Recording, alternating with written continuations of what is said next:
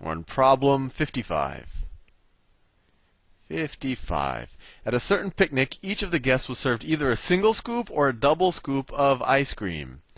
How many of the guests were served a double scoop of ice cream? So let's say that D is the number of guests that were served double scoop, and that's what we're trying to figure out.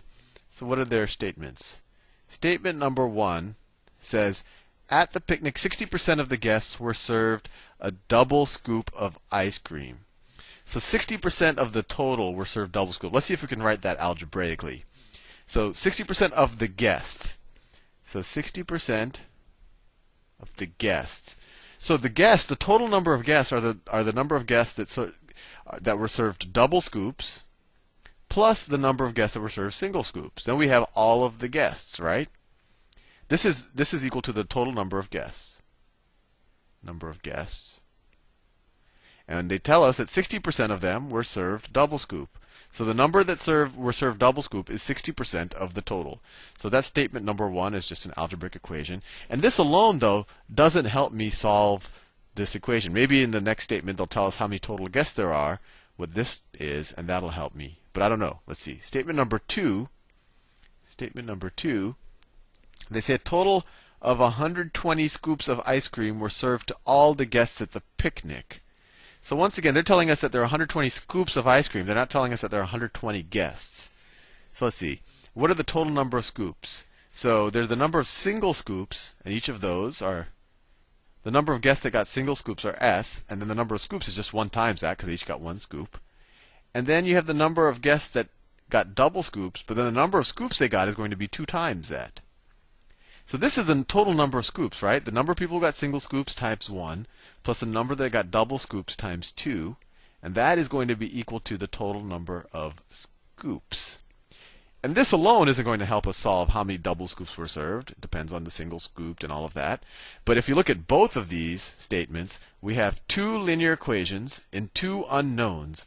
So at this point, you should immediately say, unless somehow these are, the same equation, or they don't, or somehow these are 2 parallel lines, these should intersect and come up with and allow you to solve this equation. So the answer you should immediately, especially if you don't want to waste time, you should say that both statements together are sufficient. And if you want me to prove this to you, let me see if I can solve this. So I'll do it in a different color. So let me do some substitution. So here we get S is equal to 120 minus 2D. And we can substitute this back here. So you get 0.6 times D plus S, which is 120 minus 2D, is equal to D. And so you get, 0.6 times 120 minus D is equal to D. And what's 0.6 times 120? That's 72, right? 6 times 12 is 72. 6, right. So that's 72 minus 0.6D is equal to D. So you get 72 is equal to 1.6D, and then, let's see, 72 divided by 1.6 is equal to 45. So there we solved the problem. D is equal to 45. 45 double scoops were served, and then we could substitute back into the equation to figure out how many single scoops or how many total guests there were. But this is all that we had to figure out, and we were able to, using both statements combined. Do the next problem. 56. What is the value of xy? Okay, statement number 1. They tell us that y is equal to x plus 1. Statement, and that's not going to tell me what xy is. I mean, there's a bunch of x's and a bunch of different y's depending on what I choose. 2, they tell us y is equal to x squared plus 1. Once again, this by itself, it completely depends on which xy's I pick. Right? I can pick any combination and get different values. You could try that out yourself. But I have 2 equations and 2 unknowns. It's a little tricky because one of them is nonlinear. But let's see if we can figure it out with substitution. If y equals this and y equals that, we could set these 2 equal to each other and see if we could solve for x. So we get x plus 1, that's the first one, should equal this one because they're both equal to y. X squared plus 1. Let's see, we can subtract 1 from both sides, and you get x is equal to x squared. And let's see, you could write, you could say x, well, you could divide, if we assume that x does not if x does not equal 0. So there's two solutions here, right? X could be equal to 0. That's completely legitimate. They never told us that x isn't equal to 0. That would satisfy that equation. And then what other x would satisfy? X could be equal to 0, or x could be equal to 1. Either of those are completely legitimate answers here, right?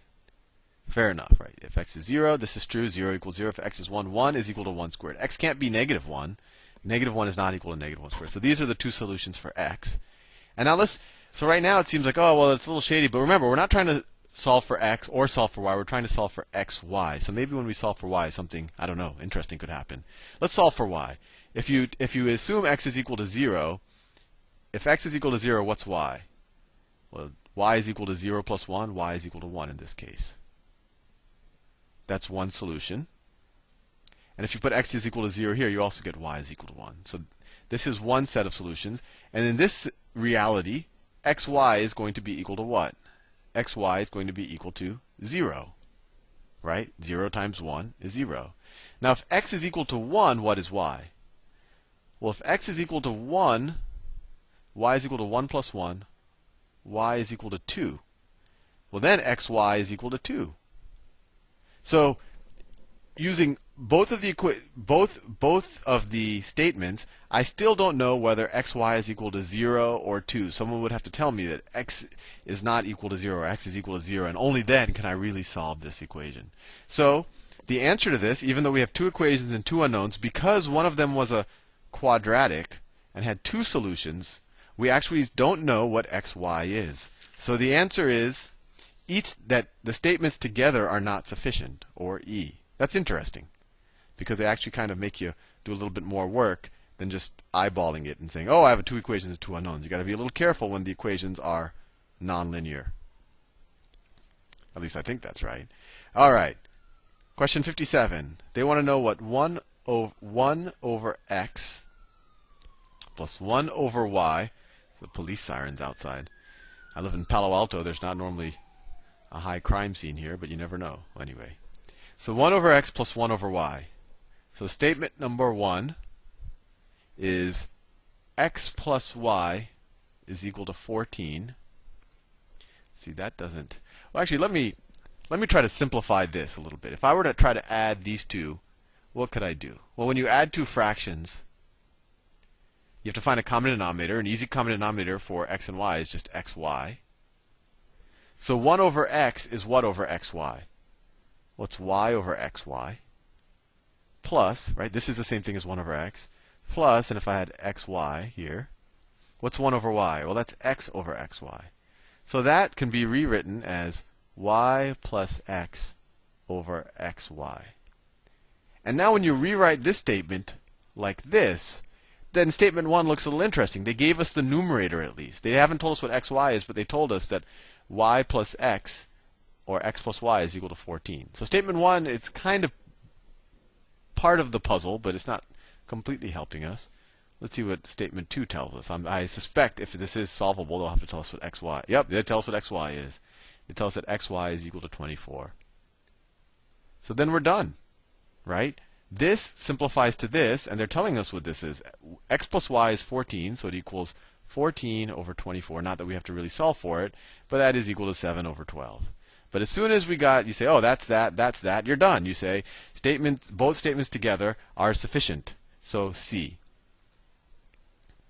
58. 58. If D denotes a decimal, is D greater than or equal to 0.5? So there is D greater than or equal to 0.5. They put a 0 here, so you make sure you notice the decimal.